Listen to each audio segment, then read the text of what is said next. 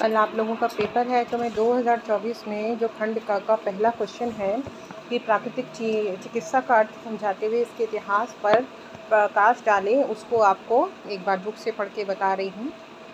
तो देखिए कि प्राकृतिक चिकित्सा का अर्थ क्या है। प्रकृति प्रदत्त चिकित्सा को क्या कहते हैं? प्राकृतिक चिकित्सा। शरीर में संचित विजातीय द्रव्यों को प्राकृतिक साधनों द्वारा निकालना एवं जीवनी शक्ति को उन्नत करना ही प्राकृतिक चिकित्सा कहलाती है। प्राकृतिक चिकित्सा योग एक ही गाड़ी के दो पहिए हैं। ठीक है, प्राकृतिक चिकित्सा और योग क्या है? एक ही गाड़ी के दो पहिए हैं। प्राकृतिक जीवन एवं योग को छोड़कर और कोई भी चिकित्सा पद्धति पूर्ण स्वास्थ्य प्रदान नहीं कर सकती। उसका ज्ञान प्राप्त कर हर व्यक्ति अपने स्वास्थ्य के लिए आत्मनिर्भर हो जाता है। मतलब किसी डॉक्टर पर आप डिपेंड नहीं रहेंगे अगर आपको नेचुरोपैथी या योगा का ज्ञान है अच्छी तरह। तो प्राकृतिक चिकित्सा सिर्फ एक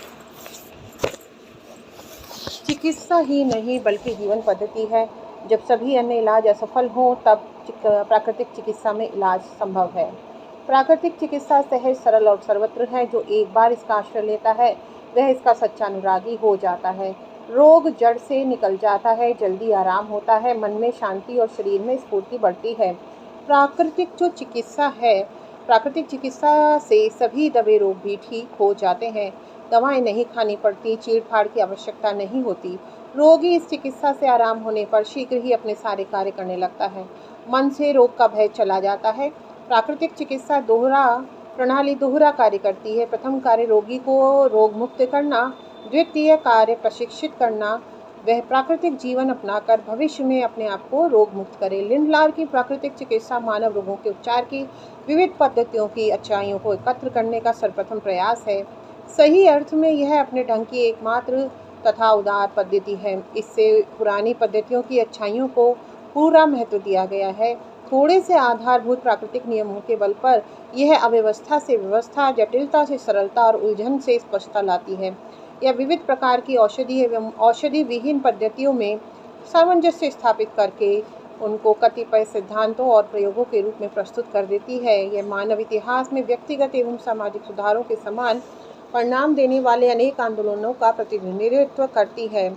यह रोग के कारणों की खोज करती है तथा शारीरिक, मानसिक, आध्यात्मिक, नैतिक एवं मनोवैज्ञानिक धरातलों पर व्यक्ति का उपचार करती है तथा अकाट्य तर्क से यह सिद्ध करती है कि रोगों का कारण तथा उसके प्राकृतिक एवं अप्राकृतिक उपचार का प्रभाव मानव जीवन के सभी धरातलों पर समान रूप से प्रभावकारी होता है। देखिए, ज़्यादा परिभाषाएं नहीं करेंगे डिस्कस, सिर्फ एक कर रहे हैं हम। परिभाषा: प्राकृतिक चिकित्सा का शाब्दिक अर्थ करने पर यह दो शब्दों प्राकृतिक और चिकित्सा से मिलकर बना है, जिसका अर्थ प्रकृति द्वारा चिकित्सा से होता है। प्राकृतिक चिकित्सा से अर्थ प्राकृतिक संसाधनों से चिकित्सा करने से भी होता है। पृथ्वी, जल, अग्नि, वायु और आकाश से 5 महाभूत प्रकृति द्वारा प्रदत्त हैं।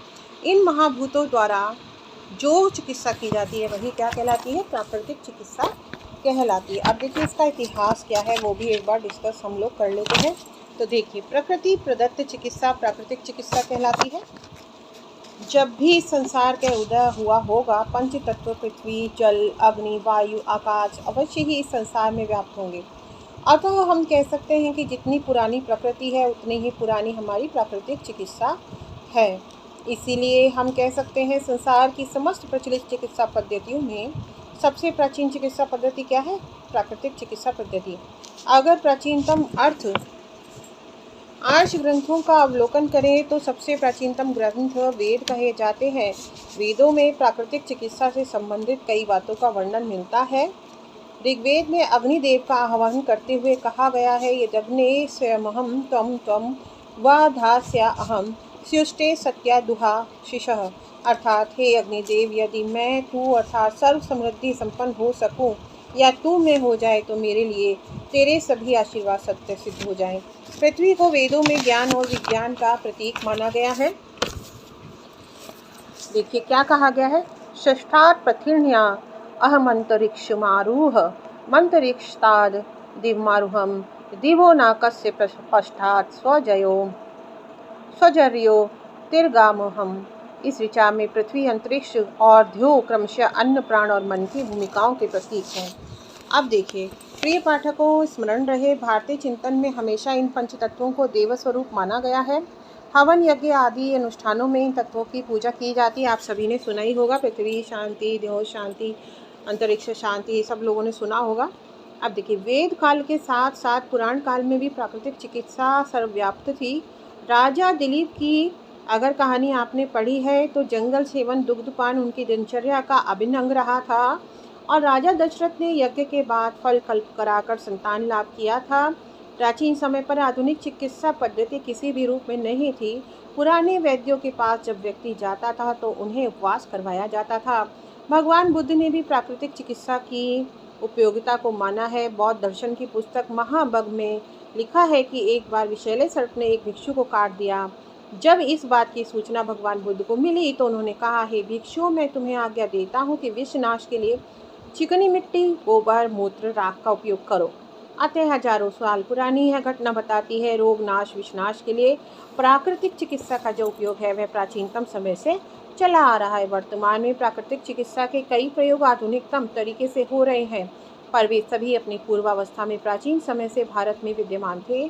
भले ही आधुनिक नाम उनसे भिन्न हो, उनका आधार प्राचीन प्राकृतिक चिकित्सा ही है। उदाहरणार्थ, वर्तमान में वाटर सिपिंग, सिटज बाथ, एनिमा तथा स्टॉर्म बाथ को प्राचीन समय में आचमन, जल स्पर्श, वस्ती तथा श्वेत स्नान कहते थे।